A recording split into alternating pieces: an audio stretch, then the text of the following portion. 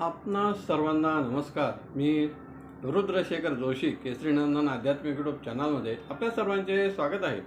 आज आपण हे व्हिडिओ जाणून घेऊया श्री शिवलीलामृत ग्रंथाचा अध्याय 5वा कथा स्वरूपात. यात सुरुवातीला सदाशिव ह्या नाममंत्राचे श्रेष्ठत्व सांगितलेले आहे. तसेच ज्या व्यक्ती भक्त प्रदोष व्रत करतात त्यांना तुष्टी, पुष्टी, धृती, सिद्धी, संतती, संपत्ती प्राप्त होते व आयुष्य व ज्ञानही वाढते. म्हणून प्रदोष व्रत अवश्य करावे. याविषयी एक कथा सुतांनी शौनकादी ऋषींना सांगितले आहे. फार पूर्वी विदर्भ देशात सत्यव्रत नावाचा राजा राज्य करीत होता. राज्यकारभार व्यवस्थित करीत होता, पण तो धार्मिक नव्हता. भगवान शंकरांचे पूजन व्रत काहीच करीत नसे. असेच एक दिवस शाल्व देशातील राजाने त्यावर आक्रमण केले व त्याचा पराभव केला. सत्यव्रतचा युद्धात मृत्यू झाला. त्याची पत्नी इंदुमती गर्भवती होती. ती पळू लागले, शत्रू तिच्या मागे लागलेत, पण तरीही ती एका वनात निघून गेली. पण पळत असताना ती कर्म नदीत पडली. तरीही पाण्यातून बाहेर निघाली व एका वृक्षाखाली आली व प्रसूत झाली. एका बालकास जन्म दिला. ती बालकास पाणी पाजण्यासाठी पाणी आणण्यास गेली, पण तेव्हा सुसरीने तिला गिळंकृत केले आणि बाळ पोरके झाले. तितक्यात एक विधवा स्त्री तेथे आली. तिने त्या बालकास पाहिले. तिच्या कडेवरही 1 वर्षाचा पुत्र होता. म्हणून आता या बालकास घ्यावे की नाही असा विचार करू लागली. जर नेले नाही तर हिंस्र पशु याचा वध करतील अशा विचारात असताना भगवान शंकरांनी एका यतीचे रूप घेतले व तिच्या समोर आले. त्यांनी सांगितले, हे नारी, तुझे भाग्य उजळले आहे. या पुत्रास तू घेऊन जा. तुझा एक पुत्र अशा दोन्ही पुत्रांचे पालन पोषण करून त्यांना मोठे करावे. तिच्या पुत्राचे नाव होते शुचिव्रत व राजाच्या पुत्राचे नाव धर्मगुप्त असे ठेवले. देशांतरी जाऊन भिक्षा मागून जीवन जगू लागली. असे मार्गक्रमण करीत ती एक चक्र नावाच्या नगरीत आली. तेथे शिवमंदिरात अनेक ब्राह्मण पूजन करीत होते. त्यात शांडिल्य ऋषी देखील होते. त्यांनी ते धर्मगुप्तास जाणले. हा मागील जन्मी कोण होता? तेव्हा त्या विधवा स्त्रीने पण विचारले की याचा पूर्ववृत्तांत तुम्ही मला सांगावा. व त्यांनी सांगितले, हा सत्यव्रत नावाच्या राजाचा पुत्र आहे. त्यास शत्रूंनी मारले. त्याची पत्नी गर्भवती होती. ती रानात आली, प्रसूत झाली. तिला सुसरीने गिळले व तू तिथे गेलीस. यती स्वरूपात भगवान शंकर तेथे आलेत व यांचा सांभाळ करण्यास सांगितले. तोच हा धर्मगुप्त होय. तिने पुन्हा विचारले, माझ्या पुत्रास का दारिद्र्य भोगावे लागत आहे? तेव्हा शांडिल्य ऋषींनी सांगितले, याने देखील मागील जन्मी अनेक वाईट कृत्य केले आहेत. तेव्हा त्या विधवा स्त्रीने सांगितले, जिचे नाव उमा असे होते, तिने दोन्ही मुलांना त्यांच्या चरणाशी ठेवले. आता याचा उद्धार तुम्हीच करावा.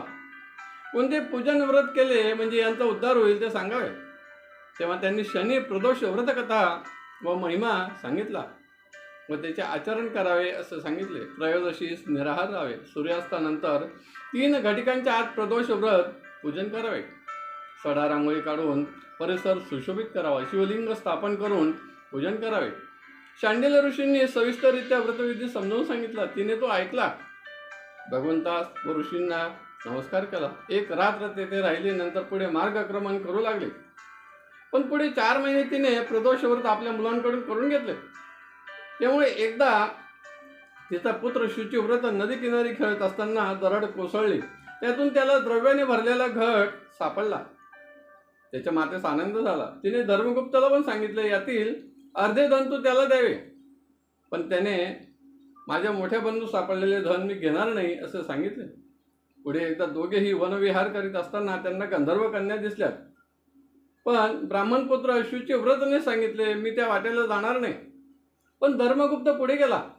तेव्हा पद्मिनी व पिता कोत्रवीन यांची कन्या अंशुमती होती. ती त्यांना आधीच भगवान शंकरांनी सांगितले होते, पुढे हिचा विवाह धर्मगुप्त नावाच्या राजपुत्राशी होईल. धर्मगुप्त व अंशुमती एकमेकांकडे आकर्षित झाले. तिने मी तुझ्याशी विवाह करू इच्छिते असे सांगितले. धर्मगुप्ताने सांगितले, मी दरिद्र आहे. माझे पिता माझे जन्म आधीच मृत झाले. मातेस सुसरीने गिळले व एका ब्राह्मण विधवा स्त्रीने माझे पालनपोषण केले आहे. तरी देखील अंशुमतीने सांगितले, तू 3 दिवसांनी परत याच ठिकाणी यावे. ती आपल्या पित्याकडे गेली. सर्व वृत्तांत सांगितला. त्या मुलाचे नाव धर्मगुप्त आहे असे सांगितले. राजास सर्व आठवले. तिच्या विवाहास होकार दिला व तिसऱ्या दिवशी इकडून गंधर्वी कन्या अंशुमतीचे माता पिता आलेत. इकडून शुचिव्रत, धर्मगुप्त व त्यांची माता आली. विवाह आधी थाटात झाला. शुचिव्रत व त्याची माता देखील त्यांच्यासोबत राज्यात जाऊन अनेक वर्षे सुखात राहिली. त्यानंतर धर्मगुप्त अंशुमतीने 10,000 वर्षे राज्य केले. ब्राह्मण पत्नीने शांडिल्य ऋषींना बोलवून त्यांचा आदर सत्कार केला. तुमच्यामुळेच आम्हाला हे भाग्य लाभले असे सांगितले. त्यानंतर काही वर्षांनी देहत्याग केला. सर्वजणांना घेण्यास शिवगण आलेत व विमानात बसून ते शिवलोकात निघून गेलेत. हे धर्मगुप्ताचे आख्यान जो पठण श्रवण करतो किंवा त्याचे लेखन करतो त्यास धन, धान्य, ऐश्वर सर्व प्रकारचे प्राप्त होते. येथे श्री शिवलीलामृत ग्रंथाचा स्कंद पुराणातील ब्रह्मोत्तर खंडात वर्णित असलेला कथेचा अध्याय 5वा पूर्ण झाला. आपणास आवडला असेल तर जरूर लाईक करा, शेअर करा आणि व्हिडिओच्या खाली असलेल्या सबस्क्राईब शब्दावर जरूर क्लिक करा. धन्यवाद. नमस्कार. जय केसरी नंदन.